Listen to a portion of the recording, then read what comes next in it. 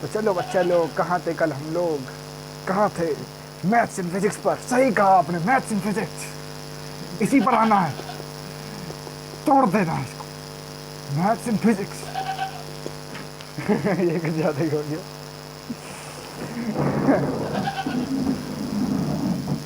तो आते हैं चलो अपने टॉपिक पर, मैथ्स एंड फिजिक्स।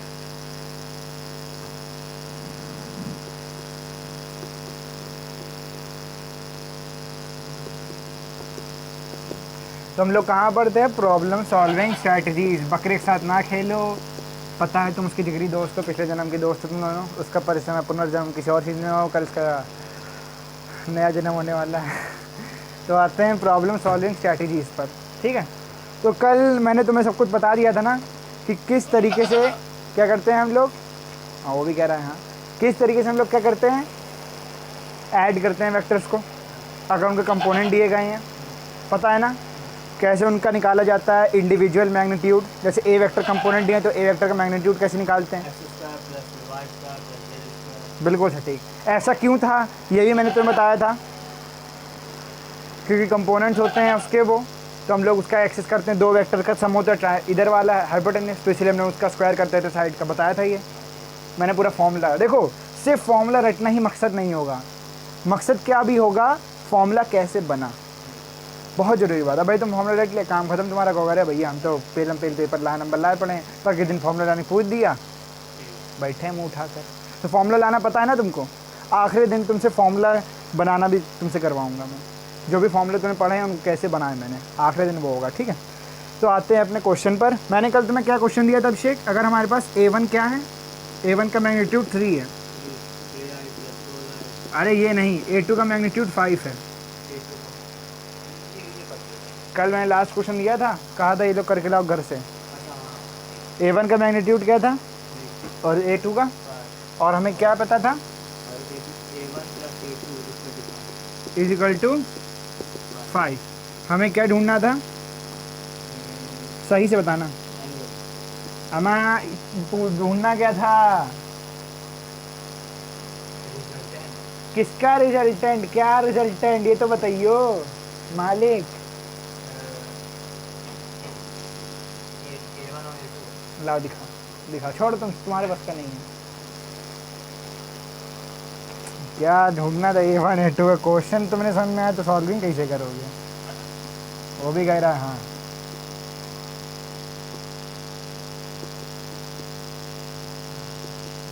ये ढूंढना था हमें कि ये क्या होगा।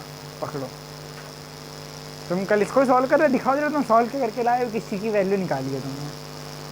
AR equal this 3 into 5 15, 15 into 30। अभिषेक ये तुमने सॉल्विंग करी है, कतई जहरीली सॉल्विंग मार दी है बे।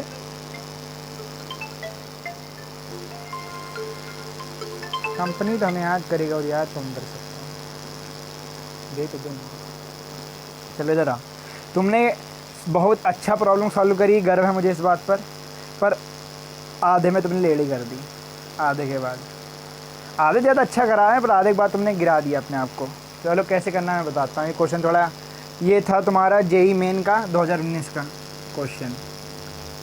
JEE मेन 2019 का क्वेश्चन था ये। टफ है नहीं है ना? देखो कोई क्वेश्चन के आगे अगर JEE मेन लग जाए ना तो अपने आप टफ बन जाता है। क्यों बन जाता है? क्योंकि हमारा माइंड उसको टफ मान लेता है। अगर मैं 3rd क्लास का क्वेश्चन के आगे भी लगा दूँ ना, तुम कहोगे यार उसका आंसर भले ही हो क्या 3 + 2 = 5, तुम कहोगे यार JEE मेन उसके आगे लगा है, 3 + 2 5 कैसे आएगा? कैसे? हमारा माइंड इसको घुमा देता है, माइंड में घुसेड़ दिया जाता है कि JEE इसका है कठिन होगा। बस यही बात है। ऐसा ज़रूरी नहीं कि JEE मेन क्वेश्चन है जो कठिन होंगे, JEE एडवांस कठिन होंगे। कुछ आसान भी होते हैं, कुछ कठिन भी होंगे। कठिन होते हैं तो जायज़ सी बात है, पर आसान भी होते हैं। और अगर ये लग जाए इसका मतलब ये नहीं कि तुम क्वेश्चन सॉल्व नहीं कर पाओगे, उसमें घुमा फिरा के करना पड़ेगा। अपने दिल के साथ चलते रहो, आंसर तुम्हें मिल जाएगा। तो इसका आंसर भी निकालने की कोशिश करते हैं, ठीक हम लोग। हमें क्या पता है, अगर यहाँ पर हम लोग क्या करना है, डॉट प्रोडक्ट। तो क्या करते हैं, इससे इसको मल्टीप्लाई करेंगे। पूरा अच्छे से सिस्टमैटिक ऑर्डर में दिखा दे रहा हूँ।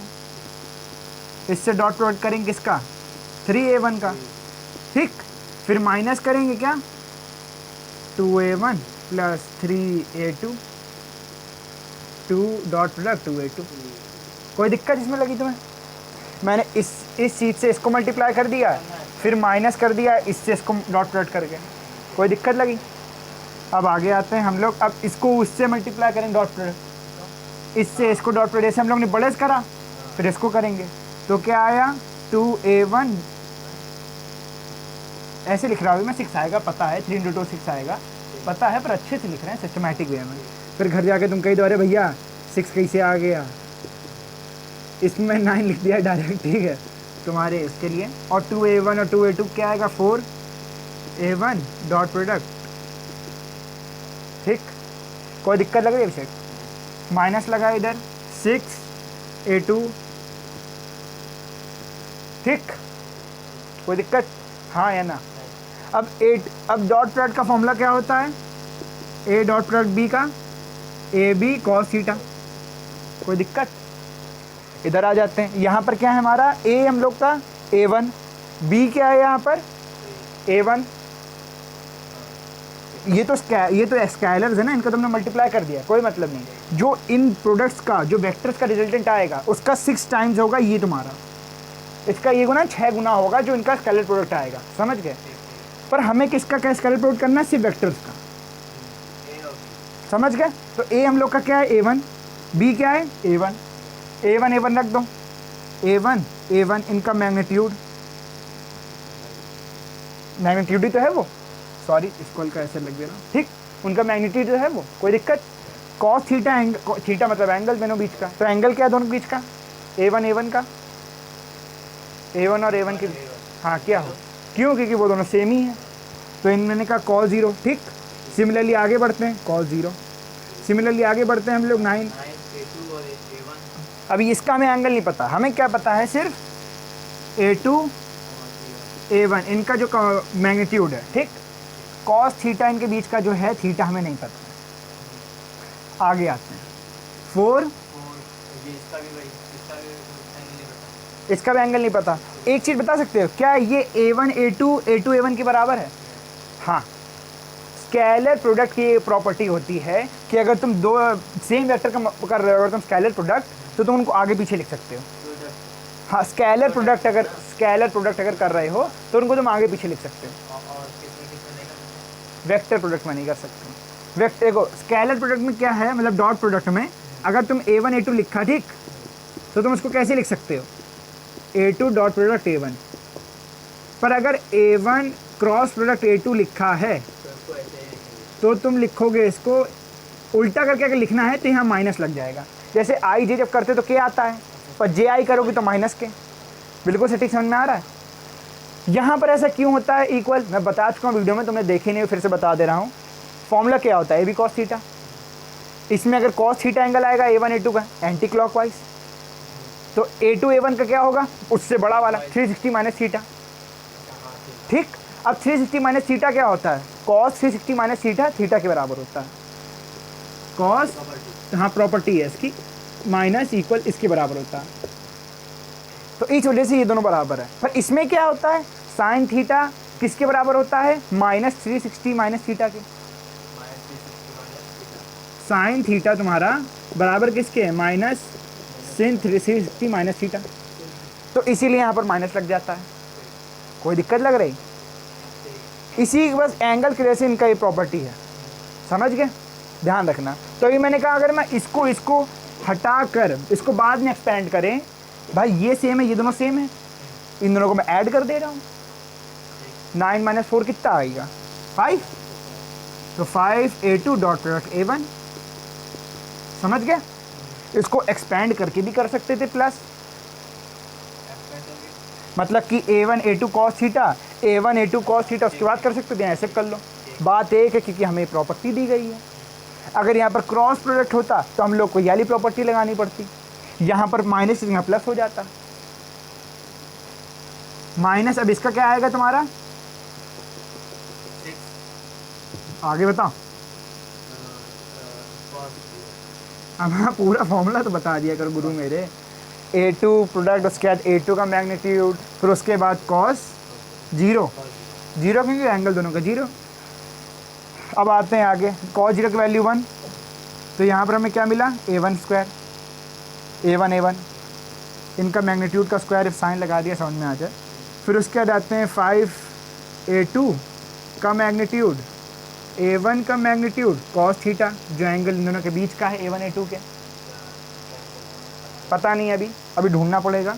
उसके बाद यहाँ पर भी सिमिलरली A2 स्क्वायर हो जाएगा। ठीक, अभी हमें नहीं पता इसकी वैल्यू क्या है। हमें A1 की वैल्यू पता है मैग्नीट्यूड की, 3 है, तो क्या यहाँ पर वैल्यू आ गई, 6 इंटू 3 का स्क्वायर 9, फिर उसके बाद 5A2 A1 कॉस थीटा, फिर उसके बाद A2 की वैल्यू 5, A2 की वैल्यू 5 मैग्नीट्यूड की, तो क्या आ गया 25 स्क्वायर करा, स्क्वायर हो रहा है ना यहाँ तो। ठीक, उसके बाद 9 इंटू 6 कितना 54, फिर उसके बाद 6 into 25 150, 5A2 A1 cos theta, कोई दिक्कत लग रही। फिर उसके बाद इसके आगे बढ़े, हमें क्या मिल गया, ये -96 plus 5A1 A2 cos theta.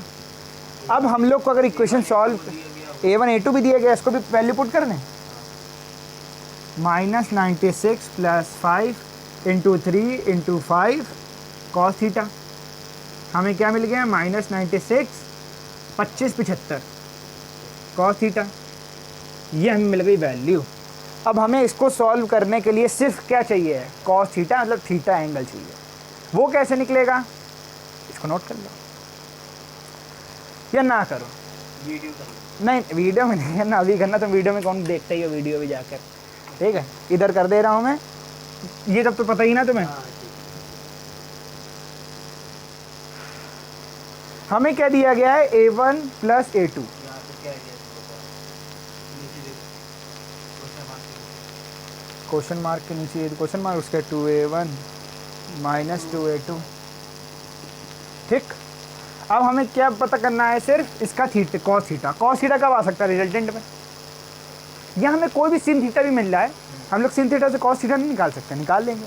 हमें पर्टिकुलरली क्या कर देंगे, उल्टा नहीं करते हैं, वो तो कॉट थीटा हो, साइन थीटा का उल्टा क्या होगा, कॉसेक थीटा, वो अलग है, हम लोग पर निकाल लेंगे। हाइपोटेन्यूज की वैल्यू रख देंगे, उसके बाद उसकी है परपेंडिकुलर की वैल्यू रख देंगे, उससे निकाल लेंगे हम लोग क्या बेस। पर हमें एक पर्टिकुलर एंगल की वैल्यू चाहिए, कैसे मिलेगी, हमें क्या चीज़ दी गई, इससे पहले गौर करो, A1 प्लस A2, ये क्या है, A1 और A2 का रिजल्टेंट, और क्या, A1 A2 को ऐड करो, तो A1 A2 को ऐड नहीं कर रहे हैं। टेंडेंसी हो गई, हाइपोटेन्यूज अगर मान लेते हैं A1 हम लोग का कुछ तुम्हारा ऐसे में है और A2 ऐसे में है, तो हम लोग का ये किधर जाएगा, रिजल्टेंट ऐसे में, कोई दिक्कत, ये अगर A1 है ये A2 है। मतलब कि मैंने डायग्राम सही बनाया, भाई डायग्राम तुम सिंपल बनाओ, कभी भी क्या बनाओ, परपेंडिकुलर राइट ट्रायंगल ना बनाओ। अगर तुम राइट ट्रायंगल बनाओगे ना, इसका एंगल 90 खुद ही आ जाएगा।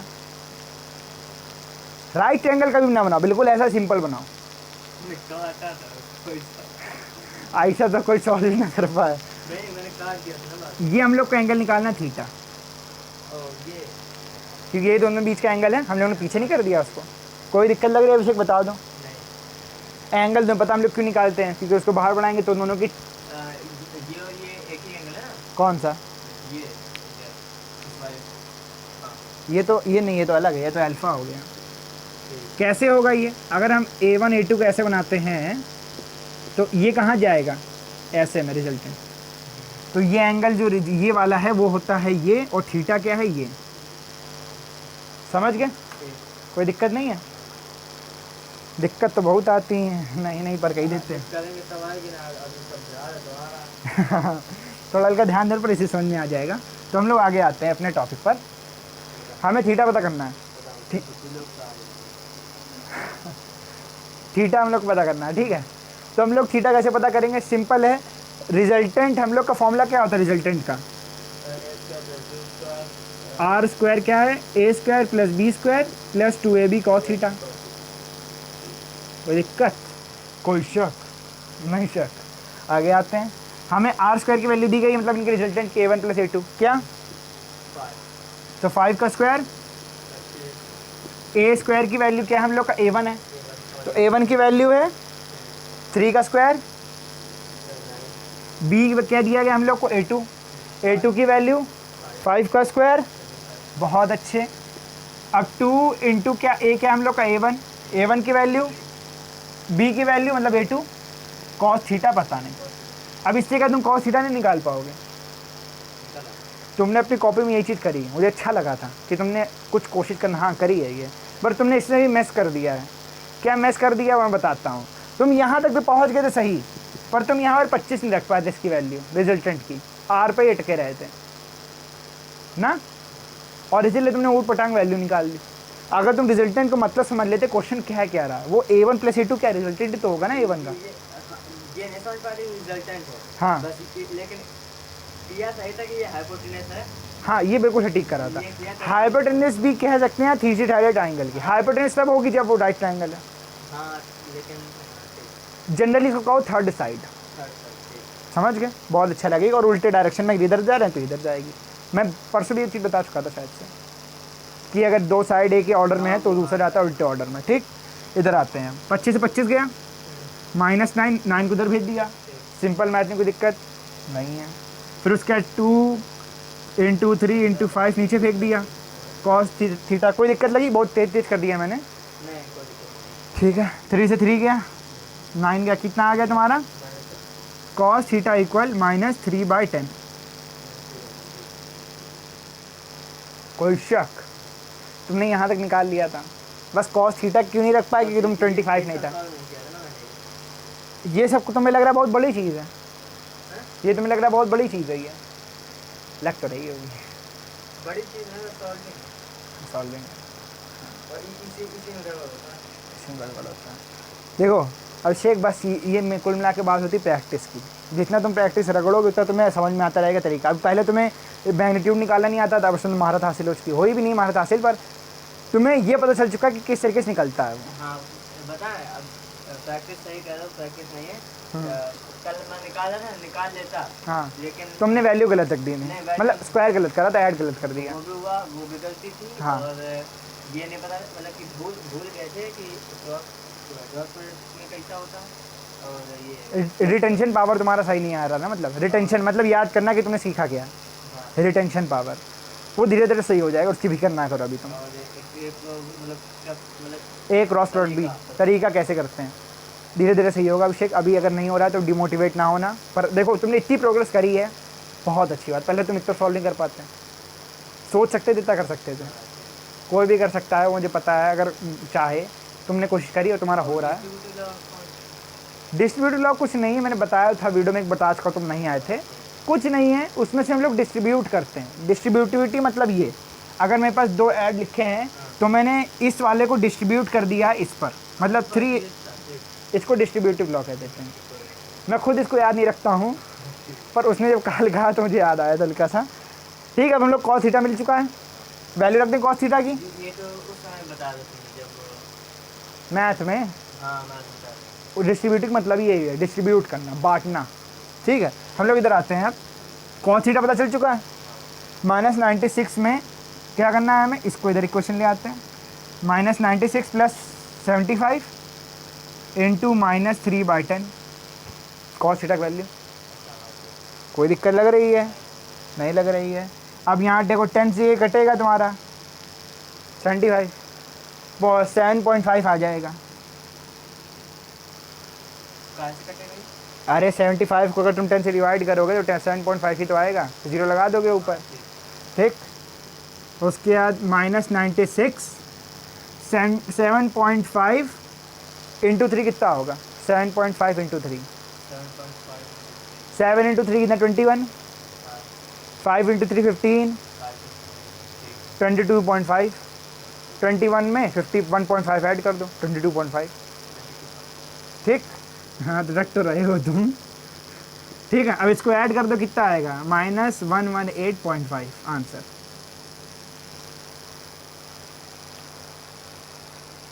क्या हो गया बताओ? कुछ लग रहा है तुम्हारे मन में? डर लग रहा है मुझे। डर नहीं लग रहा है यार, डर क्या लग रहा है? तो करो फिर।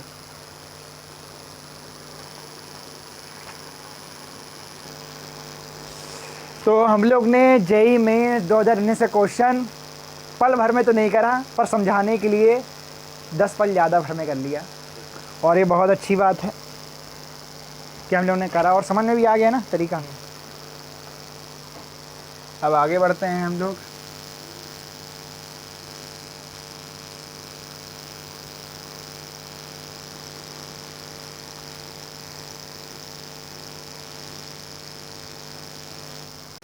देखो हमारे पास एक पार्टिकल है, we have a particle,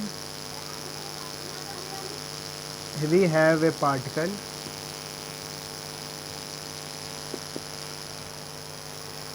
with velocity v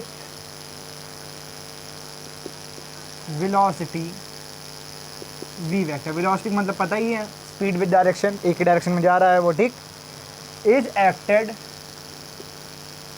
acted upon bye 3 forces shown by the given figure, shown by the given figure, shown by the given figure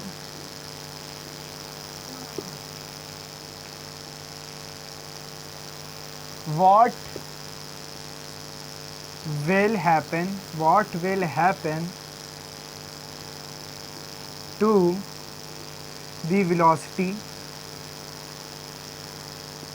of particle।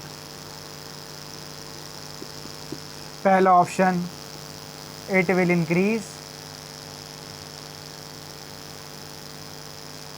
दूसरा ऑप्शन it will decrease, तीसरा option it will remain कुछ ज़्यादा ही आतंकी लिख दिया, remain same, और चौथा option मुझे नहीं बताना, 3 ऑप्शन काफ़ी है, ठीक है। अब फोर्स का डायग्राम देख रहे हैं, किस तरह के डायग्राम फोर्स लग रहे हैं, ठीक। मम्मी क्या, ठीक। तो हम लोग के पास 3 फोर्सेस हैं, हम लोग उनके हिसाब से बता रहे हैं किस तरीके से एक पार्टिकल पे लग रही हैं वो।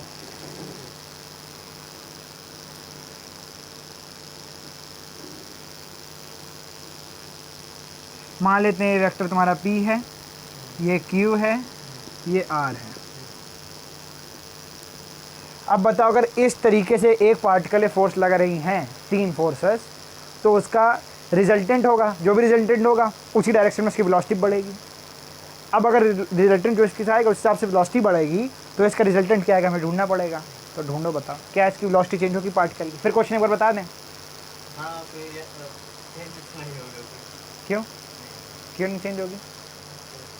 डायरेक्शन, क्या डायरेक्शन? बताने था क्या बताया था? मतलब कि अगर इस तरीके का मतलब क्लॉकवाइज अगर वो एंटी क्लॉकवाइज होता तो क्या करते?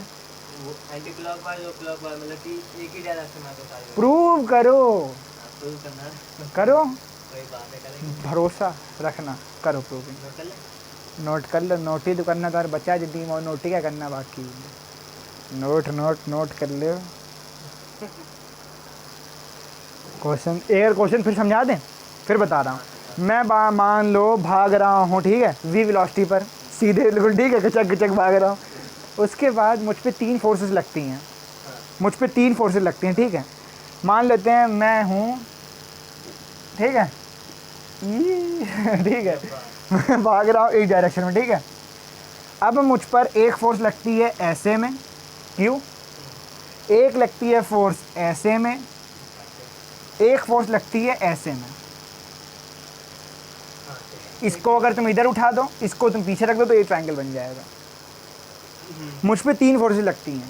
अब अगर इन 3 फोर्सेस से मेरी क्या वेलोसिटी चेंज होगी, अगर मैं वी वेलोसिटी से भाग रहा हूँ, ये तुम्हें आंसर देना है, ठीक है। बताओ अब, ये वाला तुम्हारा R है, ये तुम्हारा Q है, ये तुम्हारा Q है। चलो बताओ, बताओ, सोचो, भरोसा फिर रखो, डरो ना, क्वेश्चन देखकर डरो ना। और डरना नहीं है, उसको डराना है हम लोगों को। ऐसा उसको घूर के देखो, वो डर रहा है। ये है ना, ये सलीम जो खुश है, ऐसे रोने लगे ठीक है। तो वो चीज़ है, तो उसको अच्छे ढूंढो क्या करना है।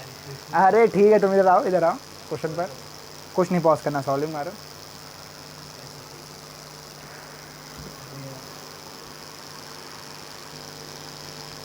देखो इसका सोल्यूशन मुझे पता है, तुमसे हल्का आधा तो प्रोसेसिंग हो पाई, पूरी प्रोसेसिंग नहीं हो पाई, सीपीयू अटक गया तुम्हारा, ठीक है। आगे मैं बढ़ाता हूँ। देखो हमें क्या पता है, पी और क्यू क्या है। पी इस डायरेक्शन में जा रहा है, क्यू ऊपर जा रहा है। इसकी टिप इसकी टेल में छू रही है और इसकी टेल से ये टिप की तरफ जा रहा है, ठीक। तो हमने कहा अगर दो वेक्टर हमारे पास ऐसे दिए जाते हैं, उनका रिजल्टेंट क्या होता है, तीसरी साइड उस ट्राइंगल की और उल्टे डायरेक्शन में। अगर ये दोनों एक इस ऑर्डर में हैं, क्लॉकवाइज में, तो तीसरी साइड क्या होगी, एंटी क्लॉकवाइज, मतलब ऐसे। वो यहाँ से शुरू होगी, यहाँ से, और जाएगी कहाँ तक, क्यू की टिप तक। इनका दोनों का रिजल्टेंट, इन दोनों का रिजल्टेंट जो है क्या है, क्यू प्लस पी। अब तुम कहोगे यार ये क्या कर दिया, और तुमने फिर ऐसे क्यों दिया था, क्यू प्लस पी जब इधर जा रहा है तो मैं आर भी नीचे देना चाहिए।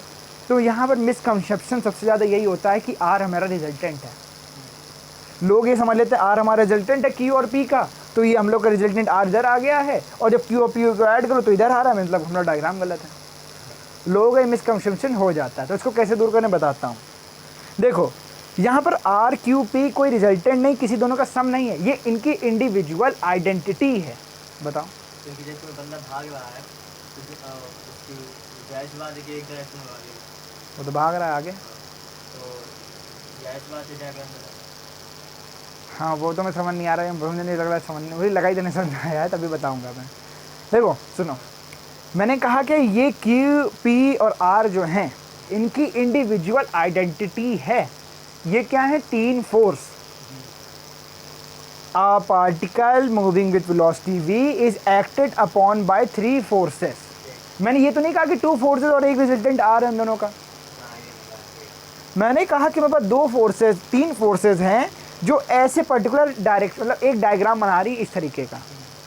अब तुम कहोगे ये कैसे, चलो मैं मानता हूँ, मेरे पास मान लो एक डिब्बा है, मैंने डिब्बा है मेरे पास रखा है, ठीक। मैंने एक उसमें ऊपर हुक बांधा, ऊपर खींचा, एक सामने के लिए हल्का हुक मारा, उधर के लिए खींचा, और फिर मैंने एक हुक उस डायरेक्शन में मारा हल्का कोने में, और ऐसे हुक बांध दिए आर की तरफ। तो मैं ऊपर खींचूंगा, एक बंदा इधर खींचेगा, एक बंदा इधर खींचेगा। तो तुम्हें ये बताना है क्या वो डिब्बा हिलेगा, अगर हिलेगा तो किस डायरेक्शन में हिलेगा। अगर वो ऊपर खींचेगा, सब एक साथ खींच रहे हैं, ऊपर इधर और नीचे, तीनों ने एक साथ अपने एक साथ फोर्स लगा दी, कुछ नहीं होगा। क्यों नहीं होगा, क्योंकि मतलब कि तीनों साइड बराबर, मतलब फोर्स होगा। ऐसा कोई मतलब नहीं भाई, जाहिर सी बात है हाइपोटेन्यूज ज़्यादा बड़ी होती है, तो पी से आर ज़्यादा नहीं है। क्यों क्यों, रिजल्टेंट थोड़ी है। तो रिजल्टेंट थोड़ी, तो मुझे बताओ ना क्यों नहीं हिलेगा वो। सामने आंसर तुम्हारे में लिख चुका हूँ बहुत देर से, सुनना। मैंने जब P और Q, मतलब क्या, मैंने क्या है, जब मैंने P और Q को ऐड करा, P और Q, तो इनका रिजल्टेंट क्या आया, हाइपोटेन्यूस नहीं कहूँगा मैं, हाइपोटेन्यूस नहीं कहूँगा, क्योंकि इसके बीच में एंगल 90 नहीं है, हमने उसको ऐसा माना है, समझ रहे हो, डायग्राम से। इसको हल्का मैं पीछे खींच देना ताकि मिसकंसेप्शन ये भी हट जाए, ठीक। अब ये हाइपोटेन्यूस हमारी नहीं रही है, अब ये एक सिंपल एक साइड रही है, किसकी, एक ट्राइंगल की। मैंने कहा जब मैं P और Q को ऐड करता हूँ दोनों सेम ऑर्डर में, मतलब अगर ये इधर जा रही है और इसकी टिप ऊपर जा रही है, हाँ, तो इसका मतलब क्या होगा कि जो इन दोनों का सम है Q प्लस P, वो तीसरी साइड को रिप्रेजेंट करता है ट्राइंगल की। ये मैं बहुत पहले बता चुका हूँ, और उसका डायरेक्शन क्या रहेगा, उल्टे डायरेक्शन में। अगर ये इधर इधर जा रहे हैं तो ये इधर आएगा, तो मैंने कहा इसकी टिप इधर आ गई Q प्लस P की। अब हमने क्या कहा था, R क्या है, तीसरी साइड है इस ट्राइंगल की, R तीसरी साइड है इस ट्राइंगल की जो इस डायरेक्शन में जा रहा है वेक्टर। अब भाई अगर R इस साइड को रिप्रेजेंट कर रहा है, Q प्लस P भी इस साइड को रिप्रेजेंट कर रहे हैं, तो मैंने कहा कि इन दोनों का मैग्नीट्यूड सेम है, क्योंकि लेंथ से मैग्नीट्यूड रिप्रेजेंट होता है भाई मेरे दोस्त, ठीक। तो मैंने क्या कहा, R और Q प्लस P जो है उनका मैग्नीट्यूड सेम होगा, क्यों, क्योंकि उन दोनों की लेंथ सेम है साइड की, वो दोनों सेम साइड को रिप्रेजेंट कर रहे हैं। कोई दिक्कत लगी? Q और P। Q प्लस P जो रिजल्टेंट है वो ये है, और R जो ये है, ये दोनों की सेम मैग्नीट्यूड क्यों है? क्योंकि ये दोनों सेम साइड को रिप्रेजेंट कर रहे हैं। Same side. मतलब सेम साइड, मतलब ये हमारे पास एक दो साइड ट्रायंगल की है, तो तीसरी साइड ये आ गई। तो R किसको रिप्रेजेंट कर रहा था? इस साइड को, इस डायरेक्शन जा रहा था पहले। अब Q और P का रिजल्टेंट क्या है? वो इस डायरेक्शन में जा रहा है, पर इसी साइड को रिप्रेजेंट करता है वो भी। तो मैंने कहा दोनों यही साइड को रिप्रेजेंट तो कर रहे हैं, तो मैग्नीट्यूड तो सेम है। कोई दिक्कत लगी इतने तक? बता दो। नहीं। ठीक है, तो मैंने कहा ये दोनों जब सेम साइड को रिप्रेजेंट कर रहे हैं तो इनका मैग्नीट्यूड भी सेम है। ठीक। हाँ। पर मैंने कहा R इस डायरेक्शन में जा रहा है R। और Q प्लस P लेकिन उसी मैग्नीट्यूड सेम, मैग्नीट्यूड। डायरेक्शन उल्टा। इसका मतलब क्या है कि मैं इस डिब्बे को इधर से खींच रहा हूँ 10 न्यूटन से, और इधर सिर्फ 10 न्यूटन से, तो क्या डिब्बा हिलेगा? तो इसी वजह से इनका रिजल्टेंट क्या आएगा? 0। नल, नल नहीं, नल, तो नल आएगा। ठीक है, तो हमने कहा इसका है 0 वेक्टर, इसका मतलब इसमें कोई मैग्नीट्यूड नहीं है, और क्योंकि इसमें कोई मैग्नीट्यूड नहीं है तो डिब्बा हिलेगा भी नहीं। तो उसी हिसाब से अगर मैं भाग रहा हूँ और मेरे ऊपर इस अरेंजमेंट से वेक्टर लगते हैं, हाँ हाथ पैर खींचे और इस अरेंजमेंट से खींचे, तो इसका मतलब क्या रहेगा? मुझे कुछ होने का डर तो होगा, मेरे जोड़ खींच, ऐसा कोई फ़र्क थोड़ा है मैग्नीट्यूड से। मैंने कहा Q प्लस P ऐसे हैं, तो मैंने कहा R ऐसे जाएगा, इन दोनों का रिजल्टेंट बीच से निकलता है, और ये R तुम्हारा जस्ट अपोजिट है इसके। हल्की अरेंजमेंट करनी पड़ती है कि Q और P का मैग्नीट्यूड R के अलावा आए, कि ताकि थर्ड साइड रिप्रेजेंट करे। पर अगर ऐसा अरेंजमेंट है जैसे कि हम लोग को डायग्राम से दिया गया है, तो हम लोग को कोई फ़र्क नहीं पड़ेगा। हाँ ये फ़र्क पड़ेगा कि ज़्यादा तेज खिले टांग अलग हो जाएगी, हाथ अलग हो जाएगा, पैर अलग हो जाएगा, पर हम लोग हिलेंगे नहीं। यही तो होता है जब तुम्हें कोई इधर से सामान खींचे, उधर से सामान खींचे, इधर से सामान फोर्स से खींचे, उधर से सामान फोर्स खींचे, दर्द तुम्हें होगा जॉइंट में, पर तुम हिलोगे नहीं।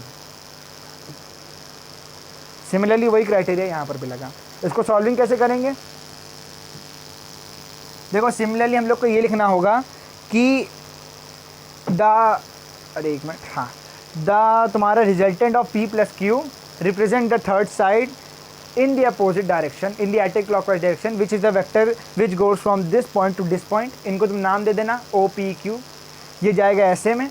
उसके बाद and because R and Q plus P represent the same side, so their magnitude is same, and Q plus P is in opposite direction as compared to R, and having same direction, opposite direction but same magnitude, they cancel out each other, and hence the resultant is null vector 0.